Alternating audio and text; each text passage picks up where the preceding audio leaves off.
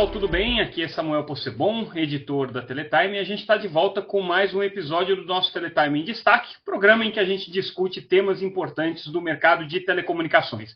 Esse programa, especificamente, tem o apoio da Ericsson, que vai estar conosco aqui para fazer um debate sobre as perspectivas da evolução tecnológica do 5G, da inteligência artificial, as transformações nas redes de telecomunicações. Bom, não é notícia e não é novidade para ninguém que o mundo está vivendo uma profunda transformação digital, com avanços nas tecnologias em nuvem, com o avanço da inteligência artificial, com todas as mudanças que estão acontecendo nos serviços digitais. Até aí, a gente está falando coisas que a gente já tem acompanhado há muitos anos. Agora, o que realmente é hoje um fato importante para a gente acompanhar é de que maneira que a conectividade vai dar suporte para essas transformações. O que precisa ser feito para que a conectividade, que hoje é tão importante para os serviços digitais, continue acompanhando o ritmo das transformações que o mundo tem vivido. Isso daí implica investimentos, implica em novos equipamentos, implica em novas abordagens tecnológicas, implica uma transformação das próprias empresas de telecomunicações. E é sobre isso que a gente vai conversar no nosso episódio de hoje. A gente convidou para estar aqui conosco André Faustino, que é CTO da Ericsson para a região sul da América Latina. André, obrigado pela presença, obrigado pela parceria e vamos bater um papo sobre esses temas que são tão importantes hoje para o nosso mercado. Com certeza. Obrigada, Samuel. Obrigada pela oportunidade e vamos lá, vamos conversar. Pois é, eu acho que a gente pode começar justamente fazendo uma avaliação do ponto em que a gente está nesse momento. A gente tem acompanhado a implementação das redes de 5G, que surgiram justamente com a promessa de dar suporte para a conectividade que seria necessária às transformações digitais que o mundo vivia, mas a gente lembra que o edital de 5G aqui no Brasil, ele é de 2021, o 5G foi desenvolvido já há 10 anos, né? Então, quando a gente falava das tecnologias que seriam necessárias naquele momento, a gente não tinha ideia dos serviços que aconteceriam hoje. Mas, de qualquer maneira, o 5G está aí, ele está sendo implementado, inclusive, com uma curva de adoção mais rápida do que foi no 4G, no 3G. Queria que você fizesse uma avaliação do momento que a gente está hoje com relação à implementação da tecnologia de 5G. Sim, não, sem dúvida, Samuel. Eu acho que, em termos de adoção, o 5G é, de fato, uma geração de adoção mais rápida da história, assim. Comparando com outras tecnologias, a gente levou poucos anos para chegar em marcos que levaram décadas, né, em tecnologias anteriores. E eu acho que a primeira fase do 5G foi justamente essa questão da infraestrutura, né? Como que a gente como trazer as capacidades do 5G para dentro da infraestrutura das redes, dos operadores, né? Muito focada em cobertura, muito focada em garantir capacidade, muito focada em migrar, né, os sistemas legados para arquiteturas mais em cloud, justamente para trazer o processamento para a ponta da rede. Então, acho que foi muito mais estrutural, né, a primeira fase do 5G standalone, justamente para a gente ter o músculo, né, a capacidade para poder gerar esses novos serviços, como você comentou no início. Eu acho que agora a gente está entrando numa segunda onda, que é justamente a onda do standalone, a onda de trazer essa inteligência, essa diversificação necessária justamente para a gente poder rentabilizar essas capacidades de uma outra forma. Então, eu acho que agora a gente está no momento em que a gente começa a falar muito em como trazer os slices, né, o fatiamento para dentro das redes, como a gente vai trazer automação, como a gente vai usar as APIs, né, como que a gente vai transformar essas capacidades em APIs de rede para poder ser utilizadas e consumidas pelas aplicações de uma forma muito mais simples e aí sim gerar escala para poder trazer aplicações mais massificadas. Eu acho que aí, a partir de agora, o verdadeiro valor ele começa a ser capturado, né? A rentabilização vai vir justamente do momento em que a gente deixar de ver o 5G como uma tecnologia só de conectividade, mas passar a ver o 5G realmente como ele transforma conectividade em uma plataforma de uso, né, de serviço programável e que vai trazer eficiência também, né, para que os modelos de negócios possam ser aplicados e rentabilizados de acordo com o valor que aquela determinada aplicação nova ou aquela determinada aplicação que vai ser enriquecida, né, com o 5G, possa ser consumida. Interessante que você notou, você mencionou a questão do 5G standalone, o Brasil teve essa inovação no seu processo de liberação do 5G do ponto de vista das frequências e o edital. A gente acompanha o mercado europeu, a gente percebe que lá eles estão justamente no momento ainda atrás na questão da implementação do standalone. O Brasil já começou com essa tecnologia. Você acredita que isso traz alguma vantagem para o Brasil em termos de possibilidade de monetizar ou de rentabilizar essa infraestrutura de 5G num ritmo mais acelerado do que em outros mercados que já estão também desenvolvendo o 5G? Bom, eu vejo que a questão da gente ter começado ali, né, já com o 5G standalone, desde o início, né, na adoção do 5G, com certeza trouxe um valor, uma vantagem enorme para o Brasil.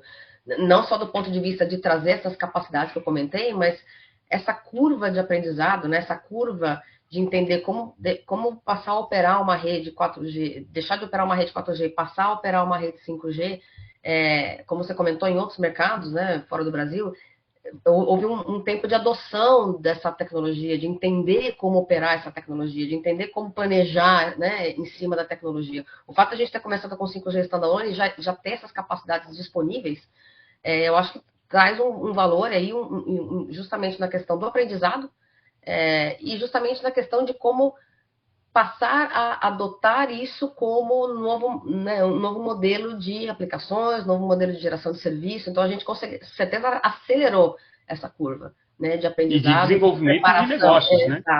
Exato. De preparação da rede e de maturação do novo modelo de negócio, né? A gente com certeza acelerou muito e a gente já vê hoje, né? Se a gente pensar, por exemplo, na questão das redes privativas, que acho que é um grande enabler, né, do 5G standalone, a questão da gente poder ter aplicação de slices, poder usar as APIs abertas, eu acho que, do ponto de vista de rentabilização do 5G, ele trouxe uma vantagem enorme para os operadores do Brasil, e justamente para passar a entender, né, o valor das redes, não só no aspecto da conectividade, mas de toda a inteligência que vai ser embarcada nela, né? E aí expor isso de uma forma muito mais simples e criar justamente esse novo ecossistema, né? Não só falar em throughput de rede, em pacotes de throughput, mas falar em diversificação, né, de modelo de negócio.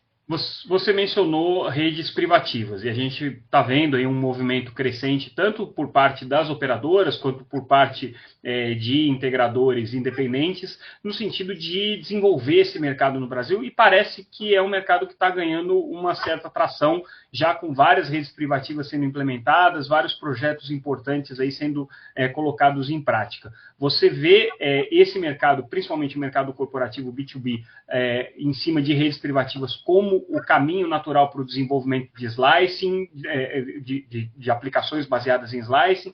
Você vê que existem oportunidades também pensando em produtos e serviços para consumidor final. Onde é que o slicing vai entrar na equação das operadoras de telecomunicações? Sim, eu acho que o slice ele é justamente um complemento necessário. Qual que é o grande ponto que eu vejo ali? As redes privativas hoje, né, elas são praticamente tailor-made, né? Ou elas são específicas, isoladas, construídas para um determinado cliente, construídas para um determinado segmento. E eu acho que o grande ponto do Slice é que ele vai trazer uma escala que o modelo atual de redes privativas não tem, né? Então, hoje você tem que construir uma infraestrutura dedicada, você tem que trazer capacitação, você tem custos operacionais para o dono dessa rede privativa, né? Para ele tem que passar a entender como operar essa rede, como custear essa rede, como programar essa rede, planejar essa rede. Então, com os slices, você vai transformar as redes dos operadores, a rede pública, numa espécie de uma rede privada virtual, né? Você vai poder dar todas as características que aquele determinado cliente precisa, sem necessariamente ter que construir toda essa infraestrutura dedicada para ele.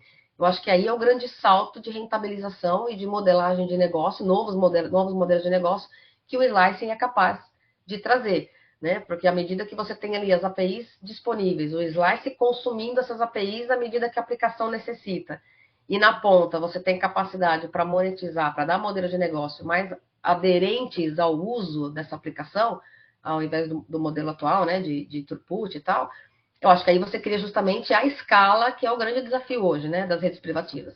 Escalar sem a necessidade de construir novas redes, né? Usar já a própria lógica que existe na rede, as características que existem na rede das operadoras e justamente trazer slices que atendem não só um cliente específico, mas um segmento, um setor, e aí a adaptação necessária para que isso atenda um ou outro cliente é muito menor, né? É muito mais ágil você fazer esse tipo de adaptação para uma aplicação na ponta, quando você já tem ali uma dinâmica de um slice que já atende um determinado segmento de uma forma muito mais massiva.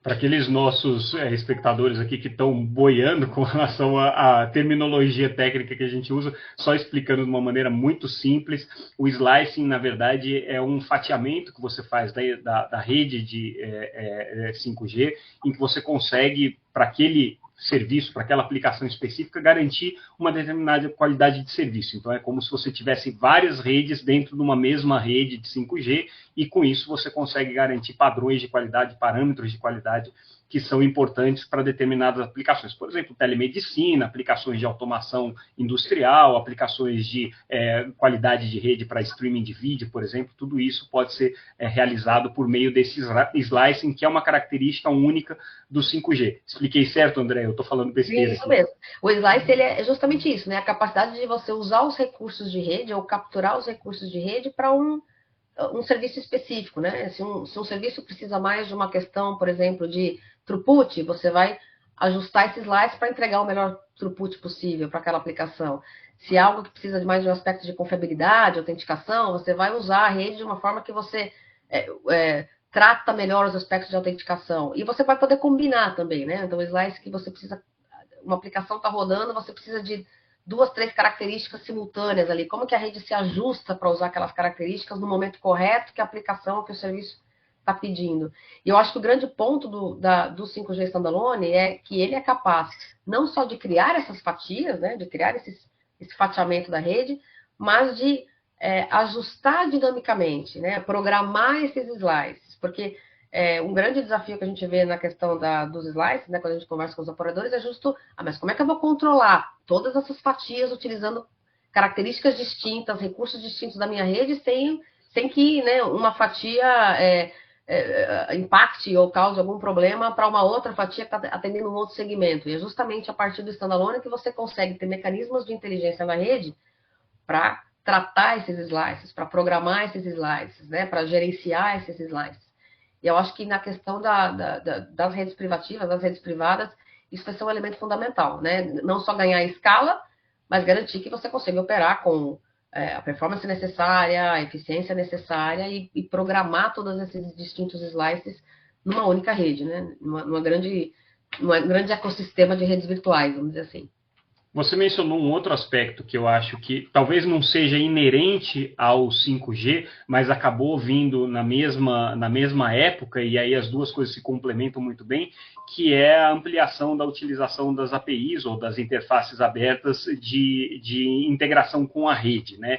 E a gente vê um movimento aí já há cerca de 3 anos das operadoras em nível global, tentando se coordenar com relação a isso, com o Open Gateway que foi padronizado pela GSMA, a Ericsson também com a iniciativa da Aduna, buscando justamente esse trabalho de integração dessas APIs. Na verdade, é uma forma de você conseguir fazer com que todas as redes conversem entre si e com que os dados dessas redes possam ser compartilhados de modo a desenvolver aplicações digitais mais eficientes e mais inteligentes. Eu te pergunto como é que está o Brasil com relação a essa questão do uso de APIs abertas. Sim. Bom, como você comentou, né, as APIs, o uso de APIs em si não é algo novo, mas essa padronização, né, ou essa simplificação das APIs e utilizar essas APIs de rede, né, essas capacidades de APIs de rede do 5G, esse é o grande elemento novo. E eu vejo que no Brasil esse movimento começou muito forte. A gente já vê, tem iniciativas conjuntas aí de grandes operadores com grandes players do mercado, justamente em setores que são setores-chave, né, a questão de fraude, detecção de fraude, autenticação. Eu diria que o Brasil é um dos países que está mais avançado na questão de uso de APIs para antifraude, né, ou para autenticação, enfim, o próprio setor financeiro já está bem maduro na adoção, né? Eu diria que o Brasil é exemplo para muitos mercados de como adotar APIs de antifraude, APIs de autenticação, APIs onde realmente saber quem é o usuário, saber a questão de se esse device é um device que pode, né, que tem uma confiabilidade digital, vamos dizer assim, né, que é o grande risco, né, que existe quando você está usando uma determinada aplicação. Eu diria que o Brasil é um dos países que está mais maduro em relação a isso. E o Open Gateway, ele traz justamente essa escala, né? De como a gente consegue, hoje, para você usar uma API, você tem que falar com os distintos operadores. Em cada país são, né, vários operadores, cada um tem ali uma forma de conectar essa capacidade, né, dessa API ao mundo das aplicações, né, dos desenvolvedores. E o que o Open Gateway busca é justamente padronizar para que isso seja muito simples, para que isso seja algo muito direto, muito transparente para quem está precisando daquela característica. Então, se você precisa usar uma API de maior throughput ou uma API de melhor latência, a aplicação sabe que é aquilo que ela precisa consumir, diretamente aquela API está disponível na rede dos operadores e ele usa aquele recurso para entregar um serviço na ponta. Então, eu acho que não só o Brasil está avançado na questão do conceito de uso de APIs, mas também eu acho que o Open Gateway ele vem como um acelerador para novas APIs, né? E cada vez mais o GSMA tem trazido, né, novas APIs a serem padronizadas dentro do Open Gateway. Então, eu acho que ganha escala e ganha também adoção por parte dos desenvolvedores, né? Você vê um cenário em que inclusive, as APIs vão conseguir se coordenar com a questão dos slicings da rede, você conseguir atribuir qualidades ou desempenhos diferenciados da rede através de APIs pelos desenvolvedores de serviços? Isso, teoricamente, é possível e você acredita que, na prática, isso pode acontecer? Eu vejo que cada vez mais a gente está incluindo aí uma inteligência em cima da camada de conectividade das redes que vai objetivar justamente levar essa característica, essa medida, né, ou essa agilidade para o uso das APIs de rede e da adaptação de slices para a utilização daquela determinada API. Então, acho que justamente agora, o momento em que as redes estão começando a se adaptar, né? Então, a gente passou por um momento em que as capacidades de rede ali, as APIs, estão disponíveis, né, nos operadores. Qual que é o momento que a gente está agora? Criar justamente essa camada de inteligência, e essa camada de inteligência baseada em agentes de IA, baseada em automação, ela justamente vai permear todos os recursos, né, da rede, seja recurso de acesso, seja recurso de core, seja recursos computacionais, né, de cloud. Então, eu vejo que essa camada de inteligência ela vai permear todos os recursos e ela vai ser justamente o enabler dessa agilidade entre o que a aplicação está querendo usar ou qual é a determinada API que é necessária num determinado momento para rodar um determinado serviço ou aplicação, transformar isso em algo ágil, programável, dinâmico e que a gente consiga justamente entregar essa capacidade, entregar essa API no momento correto, né, da forma correta de utilização daquele serviço. Eu acho que a gente está justamente nesse momento agora, Samuel, de criar essa camada inteligente na rede para juntar conectividade, né, capacidade do 5G, com esse dinamismo e essa programabilidade que são super necessárias para a gente entregar justamente esses novos modelos de aplicação. Aí você usou a palavra que seja a palavra, talvez nesse momento aí, de alguns trilhões de dólares, que é inteligência, e a gente deriva imediatamente para inteligência artificial, né? E eu acho que o grande movimento que veremos aí nos próximos anos é essa combinação de inteligência artificial e redes móveis com 5G e depois, eventualmente, com 6G também. Como é que a inteligência artificial muda a dinâmica das operações de telecomunicações, da operação das redes de telecomunicações, seja do ponto de vista de planejamento, seja do ponto de vista de funcionamento das redes e de poder extrair esse potencial de integração entre APIs, slices e tudo aquilo que o 5G e futuramente o 6G vão trazer para a gente? Como é que as duas coisas se combinam? Eu acho que a inteligência artificial ela vai realmente revolucionar o que a gente entende sobre planejamento e operação das redes móveis, né? Eu vejo que a gente vai migrar de um modelo que é muito reativo ainda, baseado em regras fixas, em KPIs fixos, né? Como você planeja aqueles KPIs fixos, aquelas características fixas de rede, e a gente vai passar a um modelo muito mais proativo, né? Um modelo muito mais programável. E o objetivo final dessa programabilidade é justamente chegar nessa autonomia, né? Chegar nessa rede mais autônoma, capaz de tomar decisões baseadas numa solicitação de um agente de AI, desculpa, pedindo aquela característica, né? Então, do ponto de vista de planejamento, eu acho que a IA vai prever demanda e como otimizar o atendimento dessa demanda, né? Não só criar a demanda, mas como eu atendo essa demanda da forma mais eficiente ou mais inteligente possível. Esse é um primeiro ponto.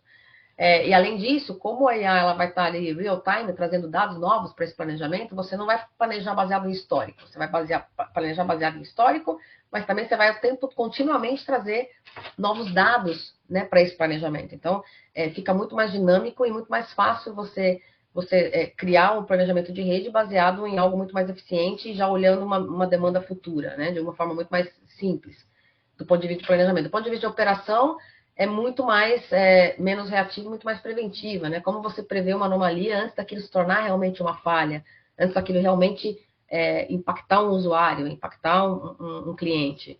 E como você gera, né, e ajusta esses parâmetros de uma forma dinâmica, de uma forma automática. Então, eu acho que a gente está entrando numa era em que as redes deixam de ser best effort, né? Entregar o que é possível, o possível de entregar, né? Uma rede baseada em best effort para uma rede baseada no que a gente chama de intent, né? Que é justamente o quê? Qual que é a intenção daquela aplicação, né? Qual que é a intenção do operador, né? Que o operador tem que atender, e como que ele vai configurar a rede dele para garantir isso da forma mais eficiente possível, né?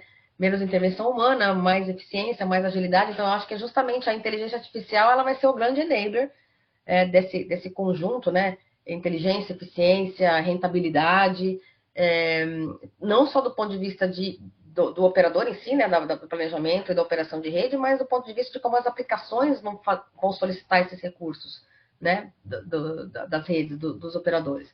Então, eu acho que vai ser uma grande revolução aí na forma como a gente vai tratar redes móveis a partir da inteligência artificial. Agora, a pergunta que eu te faço é se existe nesse momento alguma disrupção efetiva ou se existe um processo de evolução que é natural de um ciclo que a gente já vem acompanhando aí há alguns anos, né, que os equipamentos de redes de telecomunicações já vem caminhando nesse sentido, de virtualização, cloudificação das operações. Então, sim, né, há muitos anos eu converso sobre isso com a Ericsson. Né? Virtualização é um tema aí que a gente explora já há bastante tempo. E a inteligência artificial, nesse contexto, ela entra como um elemento adicional, ela já vinha sendo adotada e agora a gente só está usando uma terminologia da moda, ou existe de fato uma disrupção, alguma coisa que esteja acontecendo e que vai mudar essa dinâmica? Como que a IA se combina com a trajetória da evolução tecnológica das redes de telecom? Eu acho que o que eu vejo é que a IA ela passa a permear outros aspectos de evolução tecnológica que a gente sempre falou, né? Então, se a gente pegar ali os 3 pilares, que eu acho que são os pilares fundamentais para o que está acontecendo agora, a gente tem de um lado a telefonia móvel em si, né? As redes móveis em si. Então, como ela foi justamente evoluindo, né? Então, como ela foi passando a atender ali, não só do ponto de vista de voz, de SMS, mas como ela foi evoluindo para cada vez mais trazer capacidade de dados, né, de banda larga. Ao mesmo tempo, o edge computing, né? Então, como a gente foi colocando para dentro das camadas de rede, essa questão da cloud distribuída, para permitir que isso que a gente está falando, né, um determinado recurso na ponta, ter uma capacidade de processamento lá mais próxima de onde está o usuário ou de onde está o asset, né? Seja um robô numa fábrica, seja um drone operando em algum lugar, seja uma aplicação rodando na ponta de um smartphone. Então, à medida que a gente foi evoluindo, não só a camada de cobertura móvel, mas também a capacidade de processamento dessa rede móvel. E agora a gente colocando o IA como um terceiro pilar, que vai permear, né, todo esse ecossistema, a gente está gerando realmente algo que não é disruptivo, mas é evolutivo, né? E por que eu vejo que a gente está num momento super importante agora? Porque a gente está embarcando a inteligência artificial justamente para usar esses recursos da rede, né? Então, como que uma rede de acesso ela vai responder a agentes de AI que vão poder justamente ajudar a prever, a planejar, a utilizar melhor esses recursos de rede. A mesma coisa na questão do core da rede, né? Como é que agentes de IA vão interagir com esse core da rede para que ele seja mais inteligente, mais dinâmico, para que ele se ajuste, né? Quando a gente fala do slice, o slice ele passa lá desde a camada de transporte até chegar ali na aplicação, né? Então, como a gente vai trazendo a IA para construir essa fatia da forma mais inteligente e mais eficiente possível. Obviamente, então, dentro da rede. E um outro aspecto é que, à medida que a gente orquestra isso tudo, né? Então, a inteligência artificial está na camada de recurso, ela está numa camada de orquestração, que vai transformar aquele recurso em serviço, né? como a gente entrega aquele recurso como serviço, e ela vai estar numa outra camada, que é a camada de rentabilização, né? Como é que a IA também pode ajudar as camadas de BSS, da operadora, a se ajustar justamente a novos modelos de negócio, né? Como você vai criar como a IA vai permear todos esses recursos e toda essa evolução que a gente tem construído ao longo dos anos. Eu acho que esse é o grande ponto, né? Eu vejo que a gente chegou num platô, né, nas redes hoje, né? A gente tem a capacidade, a gente tem os recursos, e o que vai trazer justamente esse novo degrau de rentabilidade, né, trazer realmente novos modelos de negócio, é justamente essa camada de inteligência, dinamismo e orquestração desses recursos, né? Agora, de uma outra maneira, a gente também provavelmente vai ver as informações da rede, tudo aquilo que está exposto, né, claro, com toda a segurança e com todos os cuidados que são necessários, mas que está exposto através das APIs, isso também, de alguma maneira, vai treinar as IAs, né? Elas vão passar a ser mais inteligentes, se é que a gente pode usar essa expressão, vão passar a ser mais inteligentes a partir dos dados que são extraídos da própria rede, né? Existe essa retroalimentação também. Sim, eu vejo assim, as APIs elas vão ser, na verdade, o elo natural, né? Entre o que a rede tem e o que a aplicação, né, vai exigir. Então, as APIs elas vão ser ali o elo natural, e obviamente a gente vai ter toda uma camada de exposição, como você comentou, de uma forma super segura, como você conecta um lado com o outro, né? O lado da aplicação, do serviço, com o lado da rede. E os sistemas inteligentes, eles vão justamente permitir que um modelo de IA, por exemplo, né, que uma aplicação, ela possa solicitar essa característica. Então, ela vai solicitar, vou dar um exemplo aqui, uma priorização de tráfego, um ajuste de latência, ou uma questão de autenticação. Ela vai fazer essa solicitação, essas APIs vão entender que elas estão sendo requisitadas, né? E aí a rede vai ser capaz de entregar justamente isso contextualizado, né? Como se as redes passassem a ter contexto, vamos dizer assim, né? Se a gente pode fazer uma analogia. Vão se adaptar ao contexto daquele serviço, ao contexto daquela aplicação, né? E hoje eu vejo que isso é muito poderoso. É como se a IA vai usar a rede para aprender e a rede vai usar a IA para saber qual a melhor forma de entregar aquilo, como ela se otimiza, né? Como ela se adapta para entregar aquilo. E isso vai se tornar ali um ciclo, né? É quase que uma simbiose, né? Entre a rede e a aplicação. Agora, Andréia, vocês fazem periodicamente uma análise do desempenho da infraestrutura e projeções da infraestrutura de telecomunicações através do Mobility Report, né? E a gente, claro, sabe que hoje a rede tem vários ofensores, streaming é um grande ofensor da rede, você tem uma série de serviços que acabam impactando o tráfego. Quanto que o tráfego gerado por inteligência artificial generativa, principalmente, né, já está dimensionado nesse crescimento de tráfego futuro? E a pergunta que eu te faço é se as redes de telecomunicações estão prontas para dar suporte a esse novo tráfego, vamos dizer assim, ou essas novas aplicações que estão sendo desenvolvidas a partir dessas plataformas de inteligência artificial. Eu acho que eu diria que a gente está numa transição, né? A gente vai pensar assim, as redes legadas, elas não suportariam, né? Ou não suportam a latência e o processamento que uma IA exigiria, né? Mas a arquitetura em 5G, ela já permite, né? Ela já evoluiu, ela já permite justamente esse ajuste. Eu acho que o grande ponto aqui é que o objetivo é levar o processamento para mais perto do usuário e, portanto, à medida que você vai, como eu comentei, à medida que você distribui o processamento, né, que você coloca o Edge Computing como capacidade dentro das redes, né, das redes móveis, e à medida que você vai ampliando a capacidade de 5G standalone nas redes, você vai conseguir fazer justamente essa transição entre uma rede, uma conectividade e uma plataforma inteligente, né?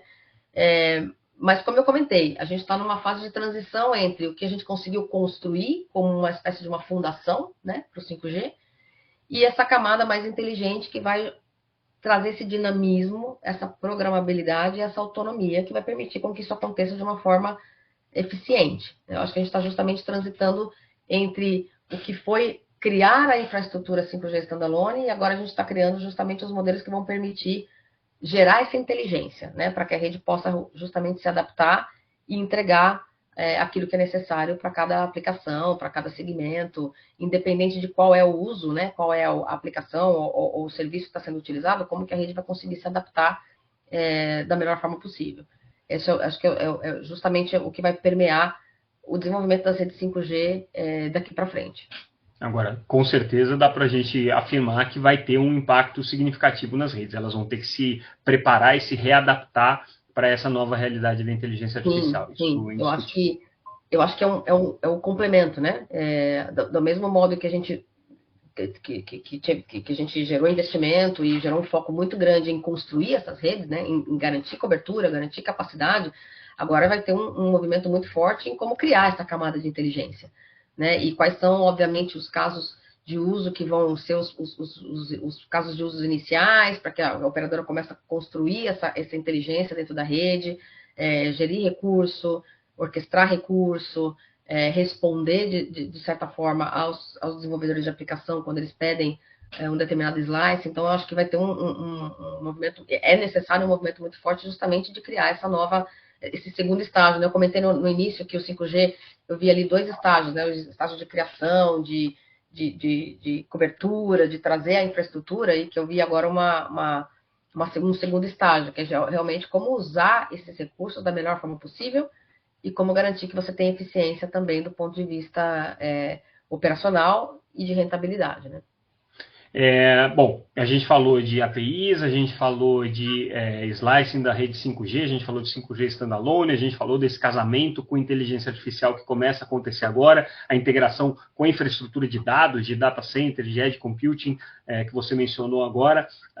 O que tudo isso indica para a gente do que a gente pode esperar para o 5G Advanced, para as próximas gerações do 5G e principalmente para o 6G, né? O que isso muda na nossa perspectiva de futuro para as próximas gerações de redes móveis? Eu diria que o 5G Advanced ele trouxe justamente esse novo conceito, né? De como que a rede aprende, né, com a aplicação e como que, de certa forma, as aplicações geram essa otimização de rede, né? Então, essa simbiose que eu comentei, eu acho que o 5G Standalone ele trouxe justamente esse contexto, né? Esse conceito. Mais do que quais são as capacidades que existem numa rede 5G, qual a melhor forma de utilizar, né? Essa camada de inteligência. O que eu vejo muito, muito forte é que, se você olhar, por exemplo, para onde vai a evolução, né, de 5G para 6G, o 6G ele traz uma transformação mais conceitual, justamente vindo dessa característica que a gente está criando agora para o 5G Advanced, né, de inteligência, de automação, que é justamente como fazer com que a rede responda de uma forma mais cognitiva para aquilo que as aplicações vão pedir, né? Que é muito mais do que só como que a conectividade 5G vai evoluir para uma conectividade 6G. A gente vai falar muito mais de como essa questão de automação, uso de APIs, arquitetura distribuída, como isso vai levar a evolução da rede aí de 5G para 6G a uma evolução realmente a um outro patamar, né? Como garantir que a inteligência existe em diversos pontos da rede, né? Eu acho que a rede do futuro ela vai ser uma rede viva, né? Ela vai aprender com a aplicação que está sendo utilizada e, ao mesmo tempo, as aplicações vão evoluindo e vão pedindo cada vez mais que essa inteligência aconteça, né? Eu acho que esse é o grande ponto. A gente está justamente nesse momento aqui, eu acho, né, do 5G, do momento de transformar a conectividade em uma plataforma, uma fonte de geração de novos serviços e de novos modelos, né, de negócio. Perfeito, Andréia. Aprendi um monte com relação ao que está acontecendo hoje nesse casamento de 5G com inteligência artificial. Acho que a gente está realmente, como você disse, num processo de transformação. Ouvindo você falar, eu cheguei à conclusão que o 6G vai ser uma rede sensível e inteligente, 2 atributos humanos aí. Então, talvez a gente tenha um processo de humanização das redes, vamos dizer assim. Muito legal, obrigado pelo papo, foi ótimo conversar com você, aprender com você e vamos continuar seguindo aí essa trajetória tecnológica para ver para onde o mundo vai nos levar.